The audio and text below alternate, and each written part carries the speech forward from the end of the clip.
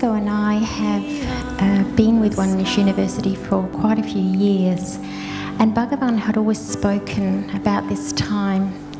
There'd be this time when humanity would begin to awaken and we would have this shift in consciousness.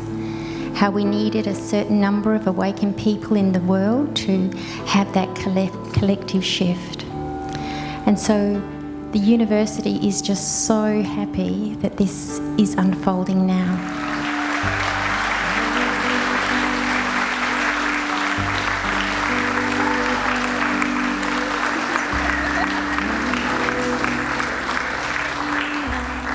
Well, I guess I'm proof that OMS and Diksha is all that's required to awaken,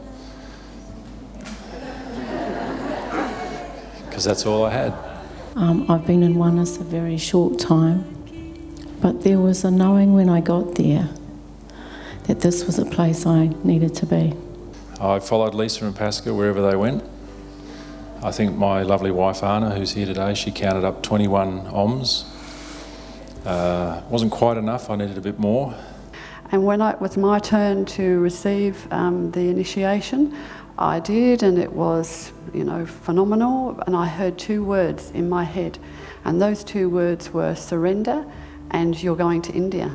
And I didn't go there looking to be awakened.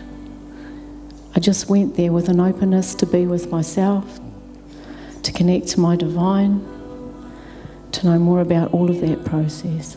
And the thing that struck me the most about the Om meditations, the original name I Diksha, was I'd come away often thinking nothing happened. And when I got there, I just openly threw myself into everything that came up. And I basically said to my divine, bring this on. I'm ready for all of it. And everything that Lisa and Pascoe and the others have said about India was exactly right, only probably even better, and really exceeded what I thought was going to happen. What I came away with was just so awesome. The energy that is there, the feelings that you have, the things that come up, the ecstasy that you experience is just phenomenal. But as we talked on the way home, I realised just how much I had got from each and every one of those OMs. Okay, I didn't hit the floor. I saw people hit the floor. I caught people who hit the floor.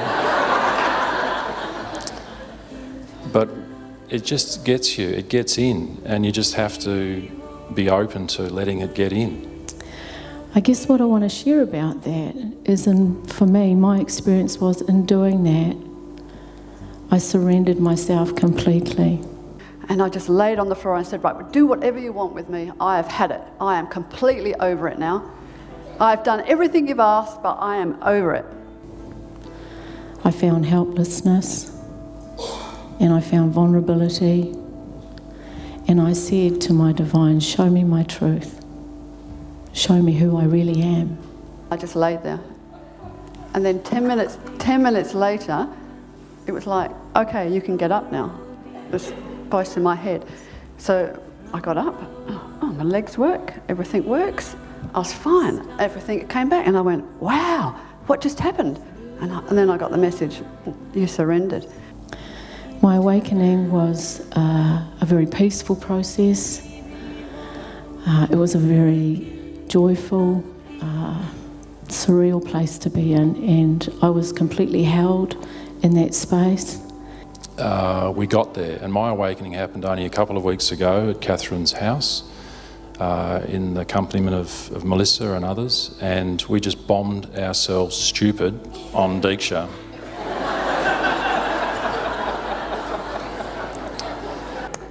So then after that, I started to go in and out of awakened state, and I thought, this is really good. This is really where I want to be. And when my head popped out of the water in terms of my experience, I was told then, you are awakened. After we'd finished, I remember just actually at that time just passing out on the floor. Really passing out on the floor. I hadn't ever really passed out before, but on this occasion, after the final round of Diksha, I just had to lay down. And interestingly enough, I knew that because I felt really different. I felt very different. I knew something had happened. And all I could feel was this flowing energy throughout my body. And I thought, yes, things are different here. The first day home, I said, I have to get out in nature and I have to be in nature. And we went out and I was in complete ecstasy. And the next morning we went back and did the same thing again because we hadn't had enough. I heard the birds and it was like they were right in my ear. It was just exquisite, the best orchestra I'd ever heard. I saw the trees and the flowers and I was in a complete blissed out state. I've done the trip several times, so I know the road very well, except this time I didn't drive the car. I saw a koala in a tree. I was beside myself. I was crying, then I was laughing, was rolling over the floor, and my husband's going, oh my God, what is going on here? I was in the car. I was playing with the buttons. I just disappeared somewhere. I just went off. I just became part of everything. And then when I was able to get up, I was like a drunk person. I couldn't walk properly. I was playing. I was sort of jumping around. I started jumping on my bed. But I drove 1,300 kilometres and it felt like I drove 1 kilometre. And then the same thing happened. Every little petal, every little part of the grass, it was all in slow motion. The birds, the water, it's like all the senses become so heightened. You're in total bliss. And when it does, you'll just say, firstly, you'll probably say, like I think we all do, thank you, Sri Ama Bhagavan, thank you, Oneness University. And then you go backwards, thank you, Lisa and Pascoe, thank you. And it just keeps on going, thank you, thank you, thank you. And suddenly I had gratitude, but I meant it. Suddenly I had love, and I felt it. And the touch, any touch to your body was just beautiful, so lovely for a couple. And and that's the thing that you'll feel, that's what will happen to you. It will happen to your friends, it will happen to family members, it will happen to you directly. It's inevitable. Look out. And just without me doing anything, a switch flicked. It was that switch that people talk about, just so subtle. And I thought, I felt I'd reached a point of something. And a flick of the switch was all it took, and all of a sudden the critical comments flicked and they stopped and they turned to something I'd never experienced before, thoughts of positivity, of kindness. And as I had my eyes closed, I saw an image of myself standing in front of a white door. And then I saw this image turn around and bow down to my past lives and say thank you for bringing me to this point and goodbye. And that was it. And at that time I thought it was so profound. I thought, how did I do that? I want to do that again, because it felt so much better. Everything looked very different. I felt totally detached from everything.